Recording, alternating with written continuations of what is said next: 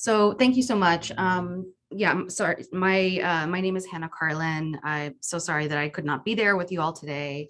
I am a visiting professor of anthropology at Rollins College, which is in Winter Park, Florida, which is located on the ancestral and unceded territory of the Seminole Tribe of Florida. So I'm giving a really brief paper today based on some research from my dissertation that did not make it into my dissertation, but which I'm starting to get back into, and I look forward to any thoughts that you may all have on it. So in 2015, the current Prime Minister of India, Narendra Modi, launched the Smart Cities Mission, an urban development project aimed at bringing sustainable technology and infrastructure to 100 cities around India. The Smart City Mission involves a wide array of development initiatives, ranging from digital governance portals to public transportation to public parks. But the overarching goal is to make the city both more sustainable and more accessible. In this short paper, I'm briefly going to explore how the Smart City project impacted one city in the foothills of the Western Himalayas called Dharamshala, and in particular, how technologies of smart governance relied on what I call a politics of disposability. So in 2015, the Smart City project upgraded Dharamshala from a municipal council to a municipal corporation and expanded the borders of the city to incorporate 10 additional villages, doubling the size of the city overnight, and restructuring the local village governance system from a democratically elected body to a privatized appointed one that was headed by a municipal commissioner who was also the CEO of the Smart City Special Purpose Vehicle, which is the privatized entity that is in charge of implementing the Smart City project. So in October of 2018, I interviewed the then commissioner of the Municipal Corporation of Dharamshala and also the CEO of the Smart City Special Purpose Vehicle, whose name is Sandeep Kadam, in which we talked for over 3 hours about how the project has been affecting the city. So when I asked him what makes the city smart, he said, "We're introducing something new, something which makes the city more livable. The outcome of that effort is the smart city. For example, with a smart street, you can add something to the street that makes it more usable for the citizens. For the time being, what we are doing is it should look good. It should have a better surface, a storm drain tunnel, underground tunnels for electricity with BSNL or company telephone wires, underground irrigation amenities. Everything is underground. You have to have very wide footpaths. By concept, smart roads promote walking rather than driving. An ideal smart road should have a cycle path also. Then you have smart street furniture. And you also have some places on the road, like some monuments, some fountains, some ornamental lights. So all of this thing together makes something called a smart road. You can add anything to it. Now, in Dharamshala, we're not making this exactly, because to make this, you need very wide roads. We don't have that. We have very small roads. So basically what we're doing is a very good surface and underground amenities. This is our concept of a smart road." In his answer, the municipal commissioner painted a broad picture of what smartness means for development of roads specifically, which he emphasizes from the beginning as being focused on improving the livability and the usability of the city for local citizens.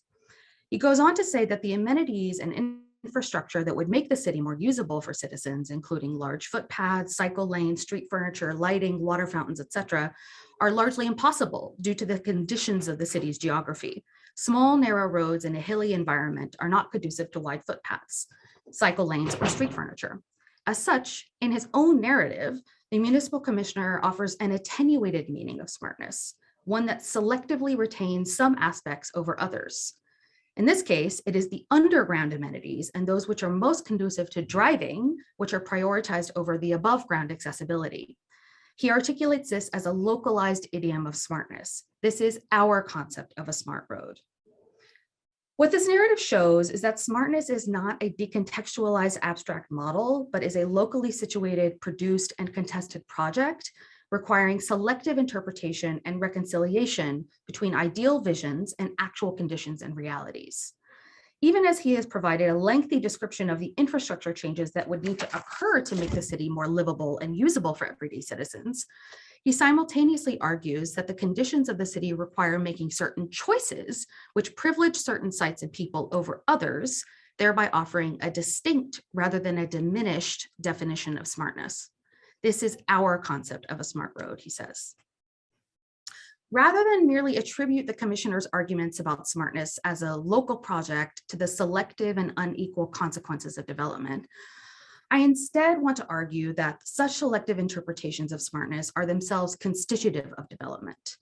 Making the city smart required making certain aspects of the city disposable, including specific people, places, and animals. Disposability is not merely an unintended negative consequence of poorly planned development, but rather is inherent to the production and coherence of smartness as an ideology of development. To make the city smart required selectively implementing certain projects while eliminating those seen as unfeasible. Those plans often introduced new infrastructures that were in fact not usable for a majority of the population, and in many cases made the city less livable for them. The question is thus not what becomes expendable through development, but rather how such expendability is necessarily constitutive of development. Obviously, scholars have long analyzed how development is predicated upon extraction, exclusion, and the concomitant underdevelopment of other regions, places, and peoples. I'm building on such arguments to argue that smart development mobilizes a techno-optimistic rhetoric of sustainability while simultaneously carving out the boundaries of what sustainability is, thereby enacting sustainability's very limits. Crucially, those exclusions are inherent to the project, not its byproduct. Such boundary-making processes, as many scholars have shown, are themselves constitutive of state power, of the state and its power. To make the city smart is necessarily to constitute the boundaries of such smartness, to define where its beginning and end lies, and to rationalize such exclusions as inherent to the process of development. So in the remainder of this short talk, I want to demonstrate how Dharamshala is turning into a smart city by implementing a locally constituted and contested regime of policy and infrastructure changes that enacted the boundaries of livability by making specific places, people, and animals disposable. The first example comes from a shift that took place prior to my long-term fieldwork in 2017 to 2019, directly after Dharamshala was selected to receive a designation as a smart city in 2015. In early 2016, a community of 1,500 migrant laborers from the central Indian states of Rajasthan and Maharashtra, who had been living in the heart of the city for 3 decades, were evicted and their housing structures razed under the auspices of ending open defecation. The residents were members of indigenous communities who worked in construction and other manual labor jobs and had been building much of the city's infrastructure for decades. Justifications for this dramatic move to displace several hundred families were predicated upon arguments that the relative dirtiness of outsiders, particularly migrant laborers, who are often members of these indigenous communities, was predicated upon their tendency to defecate outdoors. The municipal commissioner offered me a bureaucratic justification for the eviction. He said that the area was destroyed, that their homes were destroyed because it was a non-notified slum. When I asked him whose responsibility it is to notify a slum, he said that he was avoiding this point and he would rather not discuss it further. Others were more explicit in their justification. Many said that its residents were dirty and diseased and were polluting local water sources with open defecation. The settlement, however, was located in what one activist that I interviewed described as prime real estate, land directly in front of Dharamshala's most famous cricket stadium. She was clear that the move's official justification to end open defecation was in fact a strategic move to make way for planned development in that area. Shortly after the community was displaced, the state of Himachal Pradesh, which is where the city is located, was declared India's first open defecation-free, or ODF, state and received a huge loan from the World Bank. The eviction and the displacement of this community was widely criticized by activists who pointed out the discriminatory exclusion of migrants from the smart city. To make the city smart did not lead to the provision of sanitation facilities for these existing long-term residents, but rather to the disposal of them entirely from its physical borders. In addition to the disposal of certain people, making the smart city required also remaking the map and thereby disposing of certain places. Expanding the boundaries of the municipal council to upgrade the city to a municipal corporation entailed the selective exclusion of specific villages, which also happened to be places where wealthy and influential politicians had built their homes. Because the municipal corporation imposes a sweeping array of new taxes, from property taxes to water and sanitation taxes, those who sought to avoid such financial burdens were able to lobby for the exclusion of their villages from the newly constituted smart city. This included the then member of the Legislative Assembly, Sudhir Sharma, who was responsible himself for securing the bid for the Smart City project during his tenure from 2003 to 2017. Sharma's home is located in a village called Rakkar, which was excluded from the boundaries of the municipal corporation, despite being bordered by villages on every side that were included. His village was left out precisely because it is where his newly constructed mansion is located, which would be subject to extensive taxation under the MC. Ironically, the person most responsible for bringing the Smart City project to Dharamshala was also instrumental in the disposal of his own village from its boundaries. The next way that the Smart City project relied on a politics of disposability was in its approach to wild animals. One of the few infrastructure projects that was actually implemented early on during the Smart City project involved the building of new underground sensor-based dustbins, modeled on those used in many European cities. These smart garbage cans were installed all over the municipal corporation and were designed to separate organic and inorganic waste in underground repositories. After these smart garbage cans were installed, however, a plan to collect the garbage regularly was never implemented by the city, and most of the garbage cans quickly fell into disuse in various states of disrepair and overflow. Because of this, these sites became hotbeds of street pollution, piling up and attracting a vast array of wild animals, including dogs, cows, and monkeys, who were becoming increasingly attracted to these sites and would often wander into the neighboring homes and fields to find additional food. Dogs were one of the prime animals who were already seen as highly disposable creatures who would often literally fall into the garbage cans trying to get access to the food in them, and then would become trapped and unable to escape them. The garbage cans thus became widely known as animal graveyards. On one occasion, I chanced upon a smart garbage can with a group of friends who had heard the soft cries of a dog coming from it. We opened it up to find a dog curled up 10 feet below atop the trash heap, whimpering. I called the municipal commissioner on his cell phone immediately and asked that he send someone to come and release the dog from the garbage can. However, he assured me that this problem has been happening for a very long time and that they usually pull out a dead dog when they empty the cans. Sanitation, thus quite literally generated a politics of disposability, not only for animals, but also for humans living within and beyond the boundaries of the city.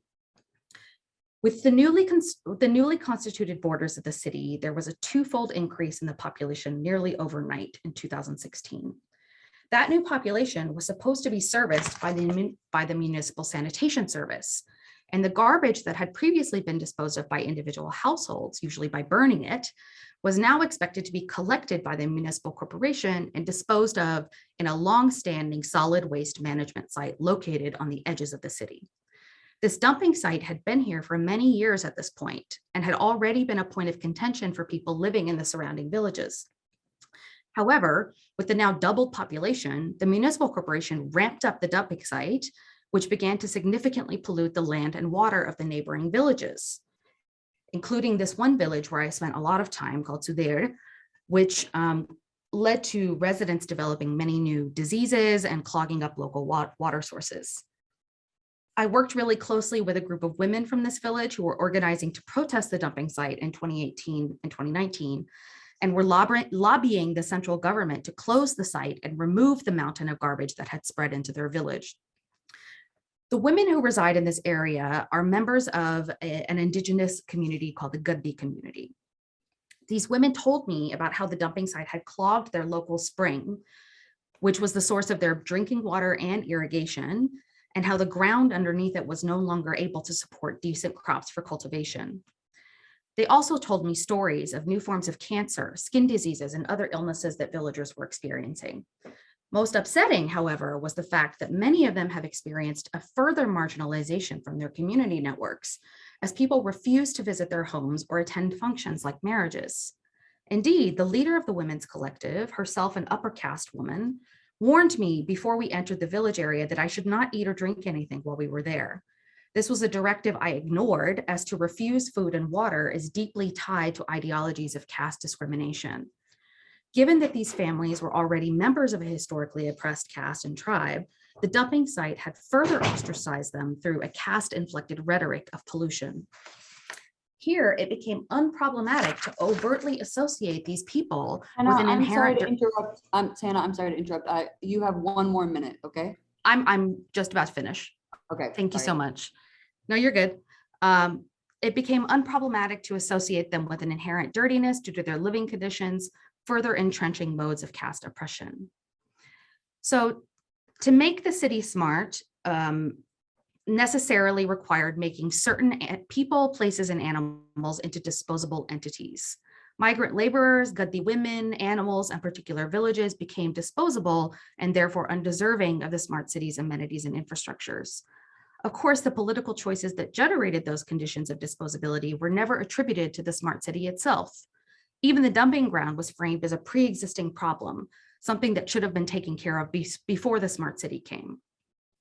So what I've tried to show today is that whereas much of our scholarly critique of smartness has focused on the uneven consequences of development, it is also necessary to recognize that all forms of developmental governance are predicated upon and made possible by a politics of disposability. To develop is to constitute boundaries, extract resources, displace peoples, and reconstitute deservingness.